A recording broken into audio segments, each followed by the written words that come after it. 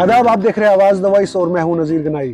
जम्मू कश्मीर में 10 साल के बाद इलेक्शन का बिगुल बज चुका है और बहुत सारी तंजीमें जो है इसमें जुड़ चुकी है। और इस मद में हमने देखा कि कांग्रेस, पीडीपी और भी अलाइड जो एजेंसीज है या पार्टियां हैं, उनके मेंबरान अभी इस वक्त अपनी कॉन्स्टिट्यूंसीज में अपने लोगों के साथ मिल बैठ के ये तय कर रहे हैं कि कैसे हम वोटर्स को वो करें, कैसे हम अपने जो उनके मंशूर है उनको हम कैसे पब्लिसाइज करें। तो इस वक्त हमारे साथ एक ख़ास मेहमान जुड़े हैं। He is the former broadcaster. He was known for his soulful voice, and he also remained one of the prominent members in the former governments. Syed Basharat Bukhari साहब, बहुत बहुत शुक्रिया। और आपका जो सियासी सफ़र है ये रेडियो कश्मीर के 4 वॉल्स से स्टार्ट होता है, जहाँ पे आप बहुत सारे पब्लिक ग्रीवांसेस को लोगों तक पहुंचाते थे और सरकार तक पहुंचाते थे, वहां से स्टार्ट होता है। और आज जब गवर्नमेंट ऑफ इंडिया ने डिसाइड किया कि हम 10 साल के बाद यहाँ पे इलेक्शंस का जो है अनाउंसमेंट करें, तो बहुत एक सफ़र है।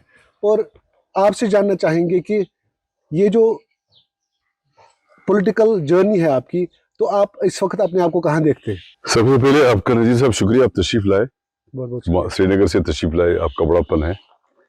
और पहली बात मैं ये कहूँगा, मैं फॉर्मर ब्रॉडकास्टर नहीं हूँ, मैं ब्रॉडकास्टर हूँ। क्योंकि ब्रॉडकास्टर तब तक ब्रॉडकास्टर होता है जब तक आवाज ठीक रहेगी। जिस दिन खराब हो जाएगी उस दिन वो माशाल्लाह उस दिन वो ब्रॉडकास्टर नहीं रहता है। तो अगर आप मेरा ट्विटर अकाउंट देखेंगे या मेरा पैड देखेंगे, उस पर लिखा होगा ब्रॉडकास्टर, फिर पोएट, फिर फॉर्मर मिनिस्टर। मैं फॉर्मर एमएलसी हूँ, फॉर्मर एमएलए हूँ, फॉर्मर मिनिस्टर हूँ, लेकिन ब्रॉडकास्टर और पोएट हूँ। अच्छा, वो तो आप वो फॉर्मर नहीं है, वो फॉर्मर आप एक बात। दूसरा ये कि सियासी सफर से पहले आपने रेडियो का जिक्र किया, अगर आप चाहें तो मैं इस पर बात कर सकता हूँ। बिल्कुल। ये रेडियो कश्मीर के 4 दीवारी से शुरू नहीं हुआ। ये जहां बैठे इस गांव में करीरी जो है, ये यहाँ से शुरू हुआ। वो इसलिए कि बचपन से हम रेडियो सुनने के बड़े शौकीन थे, जबरदस्त, बहुत ललक थी और कसक भी थी अंदर से कि हम भी यार रेडियो कभी जाएं। ये नहीं कि हम कोई नौकरी वोकरी करें ना, कभी रेडियो जाएं। तो बचपन में घर का जो माहौल था यहाँ पे, पूरे करीरी का जो है, बहुत इल्म, अदब, कल्चर, सकाफत के एतबार से, मजहबी एतबार से बहुत रिच गांव है। और हम तो, जो हमारे लोग गुजरे हैं, किसी भी तबके से हों, जैसे आप संगीत के बड़े शौकीन हैं, आप खुद रबाब बजाते हैं, और रबाब का एक गढ़ रहा है। रबाब का तो जन्म यही से मेरे ख्याल से हुआ है, क्योंकि सनाउल्लाह भट्ट रबाबी जो है वो पहले ईरान भी जाते थे, शाह ईरान के इस महल में। हाँ, के बाद रेडियो श्रीनगर में शायद 48 में उन्होंने उनको लिया। 48 के बाद जब उनकी रिटायरमेंट का एज भी आ गया, तब भी उसको रेडियो ने छोड़ा नहीं, एक्सटेंशन दिए शायद इसलिए कि उनको उनकी जरूरत थी। उनके भी अब यहाँ पे, उनका बेटा भी बाद में गुलाम कादिर साहब, और भी बहुत सारे हैं, उनका अभी पोते को अभी अवार्ड भी मिला। इसी तरह से मजहबी एतबार से यहाँ पे जो हमारे जद अमजद हाजी मुराद बुखारी साहब, उसके बाद बहुत सारे मुफ्तियान इकराम भी, जो वाज खान, वो भी अदीब भी, शायर भी, बहुत सारे गुजरे। तो इसलिए जो हम खुद को देखते हैं तो हम और आज भी यहाँ पे बहुत सारे लोग हैं, ऐसा नहीं है। और मैं जब बात करता हूँ, मैं पढ़े लिखों की भी बात करता हूँ और अनपढ़ों की, जो अनपढ़ है, जो ने पढ़ा लिखा नहीं है, अनपढ़ इन द सेंस कि ये नहीं कि वो जानते नहीं कुछ, पर जो लिख पढ़ नहीं पाते हैं, वो भी बड़े दानिशमंद हैं, बहुत बहुत ज़हीन लोग हैं। तो उस नाते अगर मैं खुद को उनके सामने खड़ा करूं तो मैं कुछ भी नहीं हूं, देखा जाए तो। लेकिन एक माहौल था, गांव में भी और घर में भी माहौल था रेडियो सुनने का। हम बीबीसी भी सुनते थे, उर्दू सर्विस, डॉच वेले भी सुनते थे बचपन में, 6ठी 7वीं 8वीं में, 9वीं में, वॉइस ऑफ अमेरिका भी सुनते थे, और रेडियो बीजिंग भी सुनते थे हम। और बाकी तो ये रेडियो जलंधर, उर्दू सर्विस बिलखुसूस नई दिल्ली की, पेशावर, कराची, इस्लामाबाद, ये सारे रेडियो सुनते थे। कभी-कभार वो पाकिस्तान का ये भी आ जाता था, सिग्नल भी आ जाता था उसमें ना, रेडियो में। कभी कभी नहीं, तब आता था, आज नहीं होता। हम सारे कराची सुनते थे, लाहौर सुनते थे हम, पेशावर सुनते थे हम। पेशावर में हम पश्तो के गाने सुनते, मुझे आज भी याद है वो गाने जो पश्तो में आते थे, लाड़ शाह पिखावर मक्का मस्तोल माला रावड़ा, मुझे आज भी याद है। तो तब से एक ललक थी जबरदस्त ये करने की। और फिर रेडियो में चले गए। 88 में मेरे ख्याल से पहली बार प्रोग्राम दिया मैंने, एक आता था युवानी से, अदबी फनपारों से। तो उबैद सिद्दीकी साहब जो बीबीसी चले गए बाद में, he was the producer there. तो पहला प्रोग्राम मैंने उनके साथ किया हुआ है। बहुत काबिल और ज़हीन, और जबान पे उनका बड़ा होल्ड था। तो वहां पे उनके साथ प्रोग्राम किया। तो शुरुआत वहां से हुई। उसके बाद ड्रामा वॉइस बना, ड्रामा किया कि नहीं कभी, बट ऑडिशन दे दिया। फिर 2-3 बार 90, 91, 92 में रेडियो कश्मीर श्रीनगर में मैंने अनाउंसर के लिए एग्जाम दिया, इंटरव्यू दिया, ऑडिशन दिया, लेकिन मैं सिलेक्ट नहीं हुआ। तो अल्टीमेटली मैंने न्यूज कास्टर भी, दूरदर्शन भी क्वालिफाई किया है 89 में। ये 3 लोगों ने किया था। एक जफर इकबाल मनास साहब, तब वो असिस्टेंट एडिटर थे एकेडमी में। एक हमारी सिंगर थी, सलामत रखे अल्लाह उनको, राही आगा जी, उन्होंने भी किया था, और मैंने, 3 लोगों ने किया था। बट चूंकि इट वाज एंड ऑफ 89, हालात बहुत खराब थे, बैन लग गया, कुछ धमकियां आ गई, तो हम न्यूज नहीं पढ़ पाए, वी कुडंट डू इट। तो अल्टीमेटली मैंने दिल्ली में क्वालिफाई किया 95 में। तो I was posted at Jalandhar radio वहां पे। तो 98 में यहाँ से ट्रांसफर होके आ गया श्रीनगर।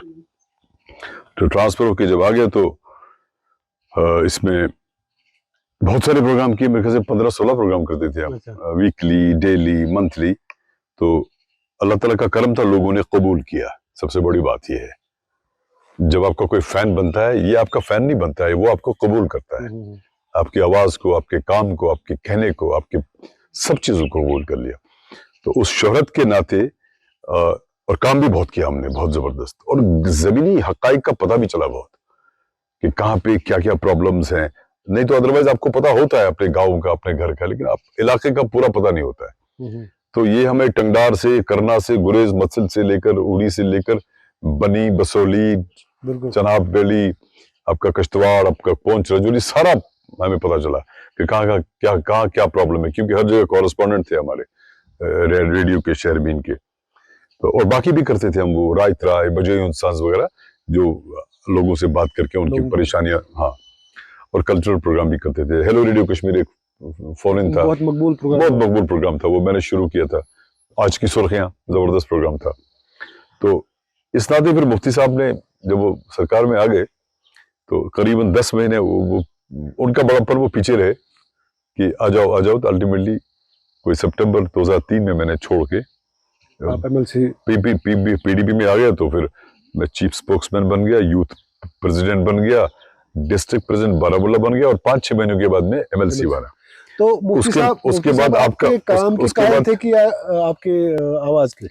नहीं, दरअसल बात ये कि मुफ्ती साहब से हम, हालांकि वो कम बोलते थे तब रेडियो के लिए, लेकिन कई बार मैंने उनको रेडियो के लिए रिकॉर्ड किया, बड़ी मुश्किल से रिकॉर्ड किया, बहुत मुश्किल से। वो ज्यादा बोला नहीं करते थे वगैरह। और हाँ, मतलब कभी कभी बोलते थे, वो बोलते नहीं थे। उसके बाद जब उनसे मुलाकातें 4-5 हो गई सरकार बनने से पहले, जैसे कई ताज़ियत थी, एक दो बार तो वहां भी मुलाकात हुई। तो शोहरत जो थी वो तो उनको मालूम था, उसके साथ साथ एक वो ताना बाना सा बन गया, एक ताना बना। और महबूबा जी के साथ भी तब हम रिकॉर्डिंग करते रहते थे, उनके साथ उनको पूछते रहते थे शहरबीन में कमेंट वगैरह, बिकॉज शी वाज पहले वो एमएलए थी और वो कांग्रेस लेजिस्लेटिव पार्टी की लीडर थी असेंबली में। सो मे बी बिकॉज ऑफ शोहरत एक तरफ जो उनके साथ ताल्लुकदारी बनी, या उन्होंने मुझे जाना, या उनको तो सब जानते हैं, उन्होंने मुझे जाना, तो शायद इस वजह से भी उन्होंने कहा कि आप आ जाओ और पार्टी ज्वाइन कर लो। तो कर ली पार्टी ज्वाइन। अच्छा। तो फिर अभी हाल ही में मिनिस्टर तक पहुंच गए। तो आपके इस सफर में आपने बहुत क्लोजली मुफ्ती मोहम्मद सईद के साथ काम किया, और पीडीपी जो है हमेशा इस बुनियाद पे भी बाहर आई कि मुफ्ती मोहम्मद सईद का जो विजन है उस पे हम सियासत करेंगे, और उस पे हमने सच्ची सियासत की। इस पे बहुत सारे लोग भी जुड़ गए, बहुत सारे लोग छूट भी गए। पोस्ट 2019 एक इंसिडेंट होता है जब बशार बुखारी जो है पार्टी से सबकदोश होके कहीं और चले जाते हैं। तो उसकी कोई वजूहत थी कि आपने क्यों ऐसा पोस्ट 19 नहीं, मैं उस ग्रुप में नहीं हूँ। मैं दिसंबर You are not in the, that we know कि you are not in the expelled. No, I am not in that group. Post 5 अगस्त जो सिचुएशन बन गया यहाँ पे कश्मीर में, जम्मू कश्मीर में, और उस नाते जो ये दाएं बाएं चीजें हो गई, उसमें मैं शामिल नहीं हूँ। मैं दिसंबर 18 में ही निकला था। सो तब 5 अगस्त हुआ नहीं था। कभी कभी होता नहीं, कहते हैं कि ये 5 अगस्त के बाद सारे निकल गए, उनको किसी ने कहा निकलने के लिए। मैं उस जुमरे में आता ही नहीं हूँ, क्योंकि मैं दिसंबर 18 में 2018 में अलहदगी मैंने इख्तियार कर ली। कई वजूहत थे उसके, वजूहत होते हैं इंसान, और मुझे कभी कभी लगता है कि ये बुरा भी नहीं है समटाइम्स, क्योंकि हर शख्स को जीने का हक है, अपने वजूद का हक है, और उसकी जो सोच है, उसकी पर्दाख्त है, उसके मुताबिक। हाँ, अगर बेहतर हो तो अच्छा है, अगर बेहतर नहीं है तो समाज को परेशानी हो जाती है। इसी तरह से वहां भी कुछ ऐसा हो गया कि जो उनकी सोच थी या जो उनकी पर्दाख्त थी, शायद वो पार्टी मफादात में नहीं थी, इसलिए दिक्कत आ गई। पीडीपी चाहे सरकार में रही या न रही, आप लेकिन बड़े अच्छे जो है पोस्ट पे रहे। आप चीफ स्पोक्स पर्सन रहे, आप एमएलसी जब थे तब भी आपका जो है प्रोमिनेंस पार्टी में रहा, और उसके बाद आपको डिफरेंट मिनिस्ट्रीज मिली। बिल्कुल। और जब आपको पीडीपी बीजेपी सरकार में मिनिस्ट्री मिली, और उसमें आपको हॉर्टिकल्चर, एग्रीकल्चर, जो ये ministry, law, justice, parliamentary, revenue, horticulture, relief and rehabilitation, बिल्कुल, कुछ ऐसी खास जो मिनिस्ट्रीज हैं वो मिली। आपको लगता है कि आपने जस्टिस किया है अपनी कॉन्स्टिट्यूंसी के साथ? और this time when you are an MLA and you are आपको मैं एक खूबसूरत बात बताता हूँ।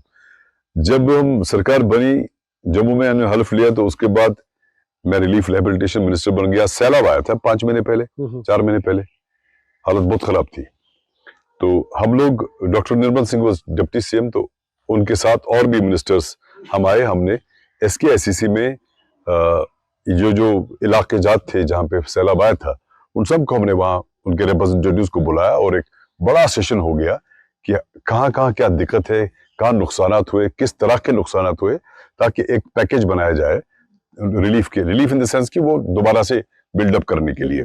तो उसी के बुनियाद पे हमने फिर वर्ल्ड बैंक से 1500 करोड़ रुपए लाए, 1500 करोड़। लेकिन मुझे याद है जब हम यहाँ पहुंच गए एयरपोर्ट, तो जितने मिनिस्टर साहबान, मेरे ख्याल से 5-6 मिनिस्टर थे उसमें, तो सबके पास डिपार्टमेंट्स थे, तो उनके सब डिपार्टमेंट के हेड्स जो यहाँ कश्मीर में हैं, वो सारे उनको रिसीव करने आए थे एयरपोर्ट। अच्छा।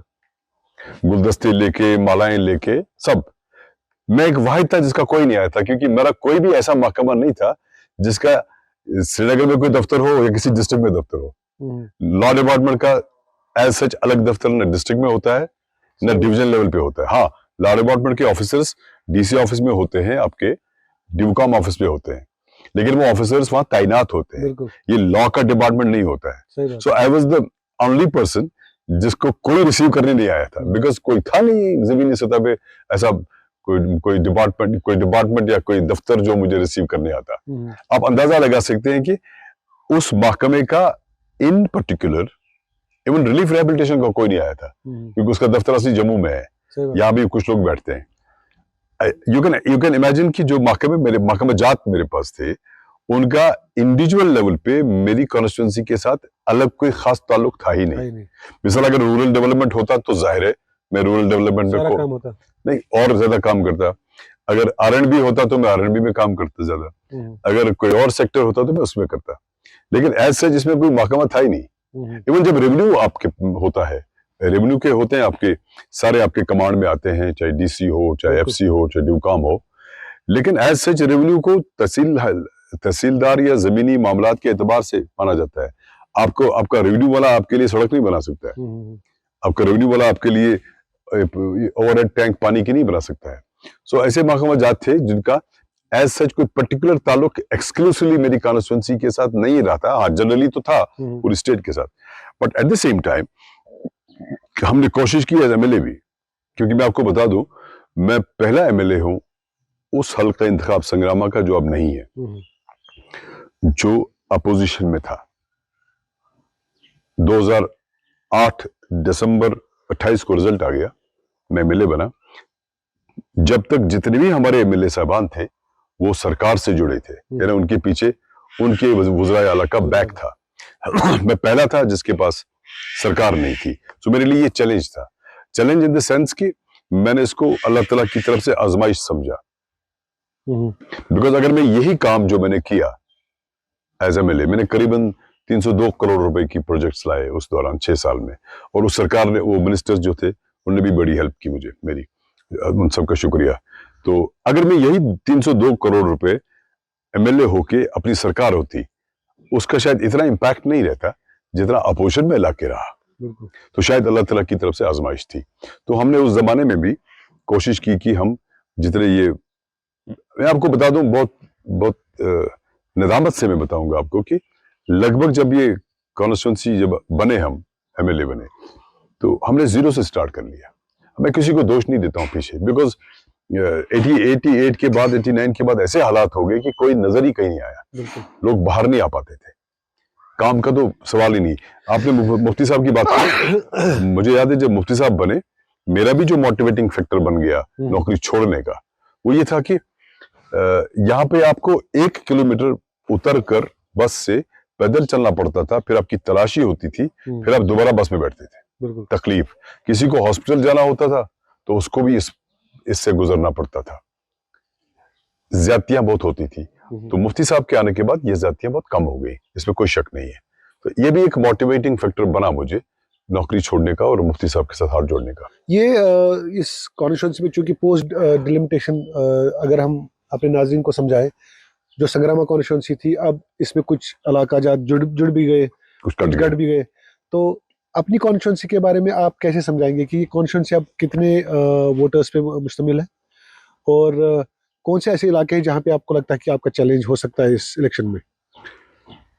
नहीं, जो भी कैंडिडेट इलेक्शन लड़ता है चैलेंज उसका होता है, ये ऐसा कोई नहीं, कोई कहेगा जो भी हो, अगर 10 हो, 20 हो, 18 हो, 50 हो, सबको अपना अपना चैलेंज होता है।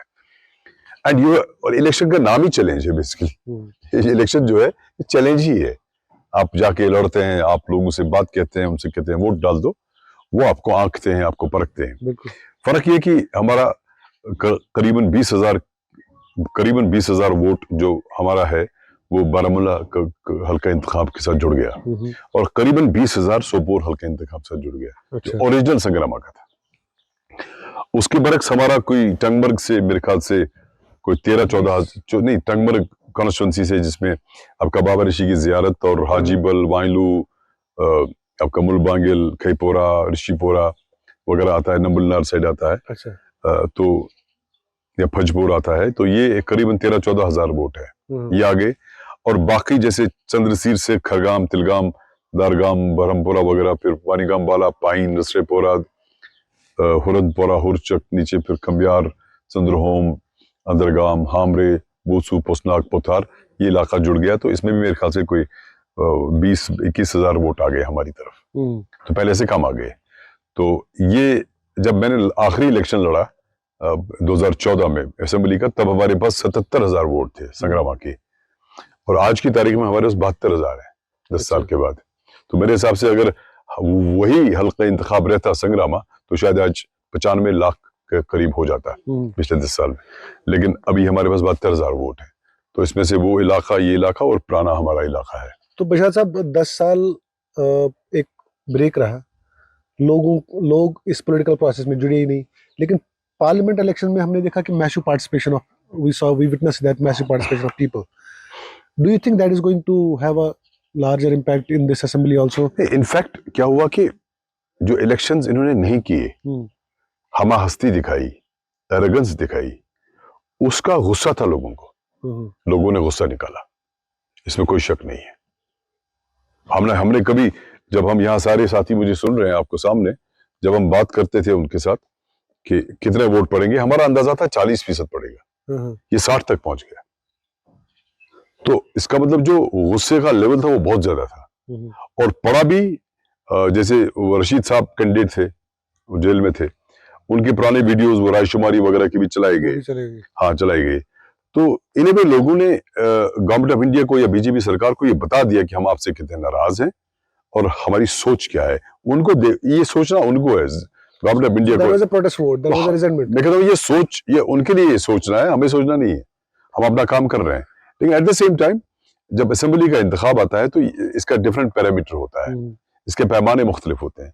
जैसे कभी एक कैंडिडेट होता है एक गांव से पार्लियामेंट का, दूसरा होता है चौथे गांव से कहीं, तो इसमें ये चीज नहीं आती है कि ये मेरे गांव का है उसके गांव का है, इसमें एक अलग पैमाना बन जाता है, पार्टी फिर कैंडिडेट कैसा है, फिर इश्यूज क्या है, पार्लियामेंट है वो बन जाता है। असेंबली में डिफरेंट होता है। गांव की बात हुई और जो हमने खुद आवाज वॉइस की टीम ने एक असेसमेंट किया on ground, there are many village who have shown satisfaction for the works you have done over the years, but there's one village, Wagura, I would like to name it on the record.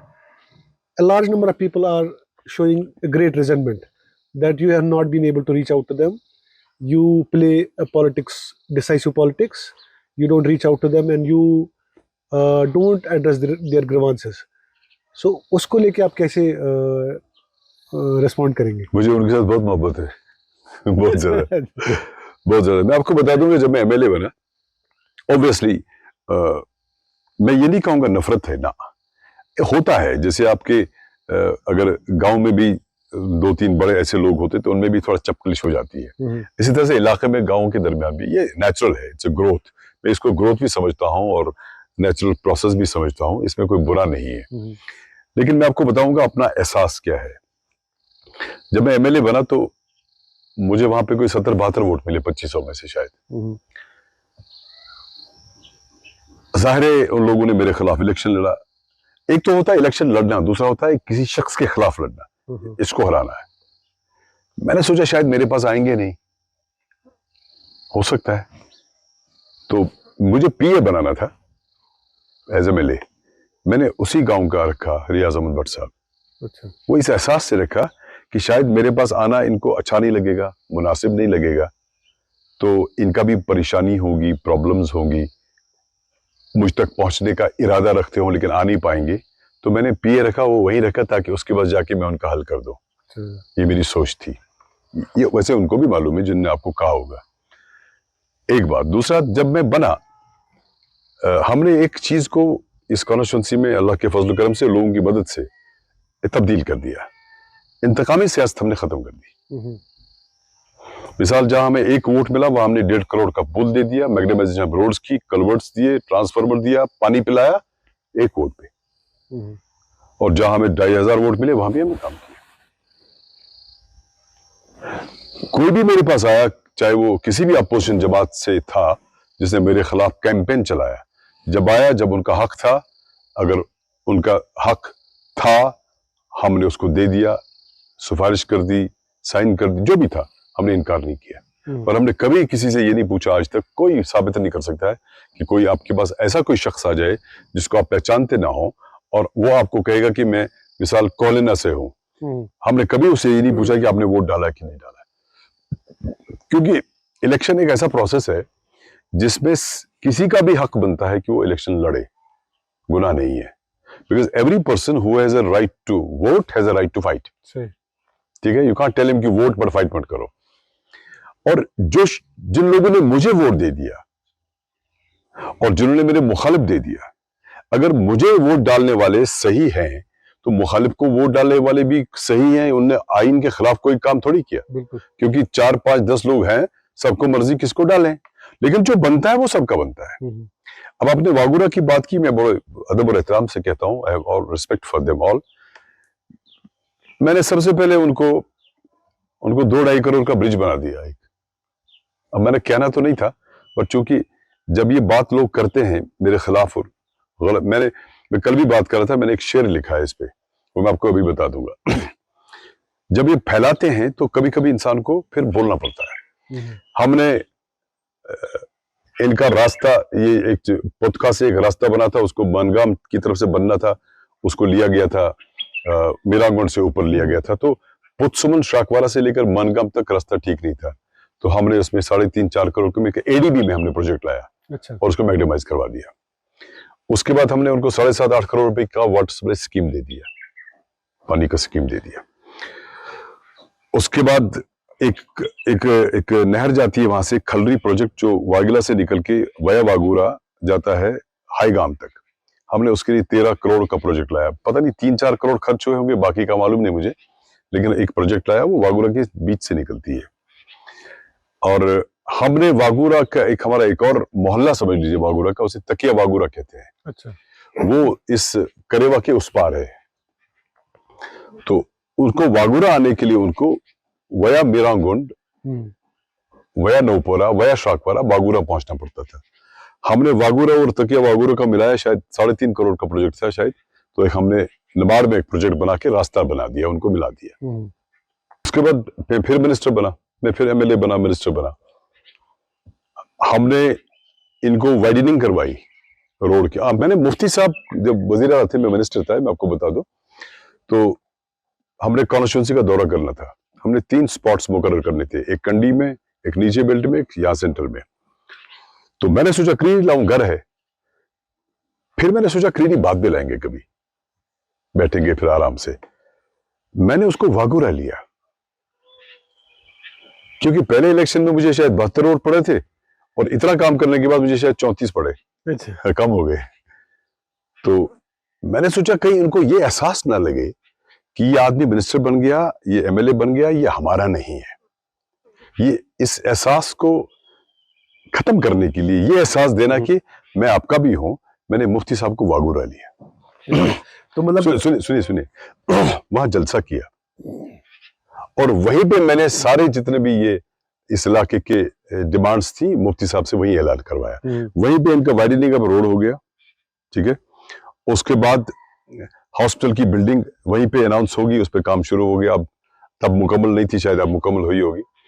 High secondary की एक building, additional building दे दी वहीं पे। और सैलाब के अंदर मैंने उनको उनका हाई सेकेंडरी का पुल जो था वो खराब हो गया था बिकॉज ऑफ सैलाब। वो पुल कोई 2-2.5 करोड़ का बनाया। और 2 बहुत इंपॉर्टेंट ब्रिजेस जो वागूरा को बाकी इलाका जात से मिलाते हैं, वो है शाकवारा वागूरा ब्रिज और वागला वागूरा ब्रिज। ये दोनों मैंने इसमें रखे, वर्ल्ड बैंक प्रोजेक्ट में। दोनों का कॉस्ट है 7.25 करोड़ रुपए, एक का 7.25, दूसरे का 7.25 करोड़ रुपए। तो ये कोई 50-60 करोड़ तो बन ही जाता है ऑटोमेटिकली। तो अगर इसको कहते हैं कि मैंने कुछ नहीं किया, तो नहीं किया होगा, क्या करें। So the former MLA is on the record for all these Wagura people who have raised that concern. आप ब्रॉडकास्टर हैं? नहीं, उनकी एक चीज हकीकत है, उनको मैं पसंद नहीं हूँ, एंड आई रिस्पेक्ट दैट। अच्छा, this is beyond electoral politics. हाँ, उनको पसंद नहीं हो, और I respect that. God bless them all, मुझे उनसे मोहब्बत है। आप एक ब्रॉडकास्टर हैं, मैं ये एक सवाल आपसे पूछना चाहता हूँ। Over the years, electoral politics has witnessed a lot of change. Social media has posed a lot of challenge in front of politicians, but at the same time, they are also reaping benefits out of it. You see Prime Minister Narendra Modi using reels, using social media platforms quite often, and then down the line you see all the ministers and chief ministers and all. Do you think, as a on the ground worker, on the ground MLA, who is connected to people who are not educated, who are not into the reels and all, do you think it's an equal challenge for all the politicians? Modi ji जितनी reels बनाते हैं, उसके 100 में से 70% negative होते हैं नीचे, है ना। और रील बना बना के 400 से वो 240 पे आ गए। बेसिक चीज ये है कि जिस माँ, बहन या बेटी को आपने उसके सर से मटका उतारा, जो वो नदी नाले पे या चश्मे पे पानी लाने के लिए जाती रहती थी, वो आपने उतारा, और आपने उसके किचन में या सहन में नलका रखा। उसको आप सोशल मीडिया पे क्या भी बोलिएगा, उसको असर पड़ेगा? बिल्कुल नहीं पड़ेगा ना। हम भूल जाते हैं कि प्रैक्टिकलिटी भी कोई चीज है। यहाँ हमारे इतने सारे बैठे हैं लोग, इनमें से मेजॉरिटी शायद वो हैं जो फेसबुक पे नहीं है, जो इवन व्हाट्सएप पे नहीं है, क्योंकि छोटे फोन है सबके, ये जो सामने बैठे हैं, बस सिर्फ फोन करते हैं। डज दैट मीन कि इनको अंडरस्टैंडिंग नहीं है कि बशारत बुखारी ने क्या किया या क्या नहीं किया, या छोड़ी मेरी बात, किसी और ने क्या किया क्या नहीं किया। सही बात है। सो अगर किसी को 20,000 वोट मिलते हैं 2 मिनट के लिए, तो डज दैट मीन कि ये सारा सोशल मीडिया पे रील्स चलाने से हो गया? यहाँ तो बहुत सारे लोग हैं जो ना रेडियो सुनते हैं ना टेलीविजन सुनते हैं, लेकिन जब वो अपना काम दिन में करते हैं, शाम को वापस आते हैं, जब मैग्नामाइज रोड से चलते हैं, उनको मैं याद आता हूँ, या उनको वो एमएलए याद आता है जिसने काम किया। उसको सोशल मीडिया पे बताओ या मत बताओ, इट हार्डली मैटर्स। हाँ, एक तबका है जो इस चीज को ले लेता है और शायद मोटिवेट भी होता होगा, बट वो मेजॉरिटेरियन मामला नहीं है। अगर आप इसी पे सिर्फ रिलाई करें, ठीक है, अगर कोई suppose somebody is very much into it, वो सोशल मीडिया इस्तेमाल करता है, देखता है, आपको अगर उस तक पहुंचने का जरिया यही है तो इस्तेमाल करो। बिल्कुल। आपके घर के इस बाग में, बगीचे में हमने देखा कि बहुत सारे जानवरों का आमद रफ्त है। इसका मतलब है कि people can take it as a good omen. हाँ, है ना, बहुत। हम इनको डिस्टर्ब नहीं करेंगे, लेकिन आखिर पे हम हर एक उस कैंडिडेट से ये पूछते हैं कि आपकी क्या मैसेज रहेगी अपने लोगों से, जो आप उनको बोलना चाहेंगे ऑन दिस प्रोग्राम। मैसेज का वो जो मैसेज की होता है ना इंसान की वक़्त, वो मेरी है नहीं, क्योंकि हमेशा मैसेज वो देता है जो सबसे बालातर होता है। मैं सबसे कमतर हूँ, सो मैं मैसेज नहीं दे सकता हूँ, मैं इस्तदा कर सकता हूँ, रिक्वेस्ट कर सकता हूँ। सबसे बड़ी बात है कि मैं 9 साल एमएलए रहा, उसमें 3 साल मिनिस्टर रहा। जितने भी हमारे सारे लोग हैं वो सब मुझे जानते हैं, इवन अपोजिशन के जो लोग हैं वो भी मुझे अच्छी तरह जानते हैं, इसमें कोई शक, दो राय नहीं है इसमें।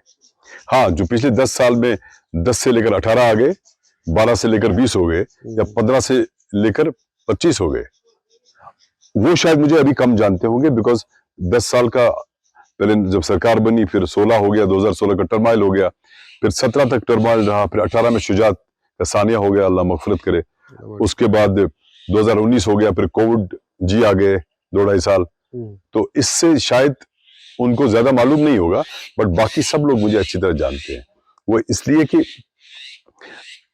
करीबन हमने, अगर काम के एतबार से देखा जाए, करीबन हमने कोई 900 करोड़ के प्लस लाया है टोटल कॉन्स्टिट्यूंसी में। करीबन हमने 250-300 करोड़ तो हमने सिर्फ पीएचई में लाए। जो मोदी जी ने 2019 में जल जीवन मिशन, क्या होता है वो, हर घर नल, हम 19 में उठाया ये मिशन, मैंने 9 में उठाया है। तो आज हमारे पास सब गांव में स्कीम, हाँ कुछ अभी चल रही है, अभी मुकम्मल नहीं हुई, लेकिन हर जगह स्कीम है, अपने पुरानी वाली स्कीम। नए में शायद आपको, अगर इस जो मिशन है उसमें शायद आपको, अगर आपने मकान की आधा किलोमीटर दूर बनाया तो उसमें पाइप लगानी पड़ेगी, उसमें आ जाएगा, पर schemes are already there, schemes में दिक्कत नहीं है। तो ये सब जानते हैं, इतना ही नहीं जानते हैं बल्कि ये भी जानते हैं कि हम अवेलेबल भी रहे, हमने कभी किसी के साथ ज्यादती नहीं की, बदतहजीबी बदकालमी तो दूर की बात, वो तो होगा ही नहीं, वो तो पॉसिबल ही नहीं है।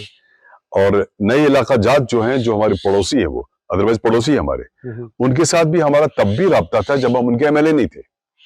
राब्ता इन द सेंस कि जब भी उनको कभी जरूरत पड़ी मेरी, I was always there available for them. उनको भी हमारे साथ मोहब्बत है, ये भी मोहब्बत है, और मुझे तो बेहद मोहब्बत है।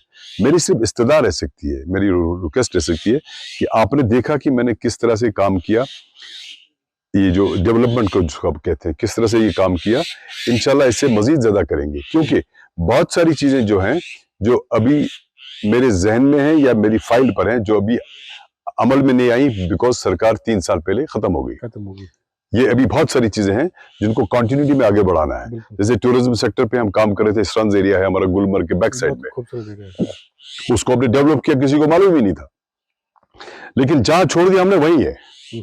हमने प्रोजेक्ट बनाया था बांडीवाला से नखपत्री, एक केबल कार के लिए 80 करोड़ का, वो शायद बाहर कोई एनवायरमेंटल क्लियरेंस की गया था, सरकार गई, पता ही नहीं चला कहां गया। हमने नीचे हाईगाम, निंगली, तारजू एक डेवलपमेंट, टूरिस्ट डेवलपमेंट अथॉरिटी बनाई। Can you imagine? उसमें 3 चीजें बड़ी अहम थी। एक बर्ड वॉचिंग इन रखियागाम, जो वहां पे वो वेटलैंड है, दूसरा फिश एंगलिंग, तीसरा वाटर स्पोर्ट्स इन वुलर। ये अथॉरिटी वहां पे है, वहां पे सीओ है, वहां पे इंजीनियर्स हैं, सब है वहां पे, जो भी होता है। शायद इंजीनियर अब तब्दील हो गए, क्योंकि अब वो इंजीनियर्स का खाता बंद कर दिया। तो ये सारी चीजें हैं, लेकिन उस पर भी अभी वो काम नहीं हुआ, और शायद उस काम को पिछले 5-4 महीने में होने भी नहीं दिया गया। क्यों? अगर हो गया तो बशारत बुखारी को क्रेडिट होगा, इसलिए शायद उसको रुकवाया या रोका गया, आई सपोज, जो मेरी दानिस्त में जो है। तो इसलिए इनको ये सारा मालूम है कि हमने किस तरह काम किया और आगे बढ़ना है।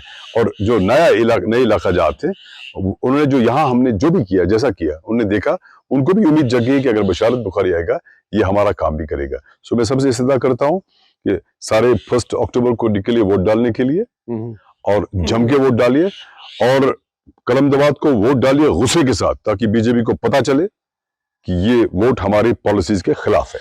तुषार साहब, बहुत बहुत शुक्रिया। बहुत सवाल ऐसे थे जो मैं पूछना चाहता था, लेकिन अभी we wish you all the best for your big day thank you very much. And आने के लिए बहुत बहुत बहुत शुक्रिया बहुत आपका। शुक्रिया।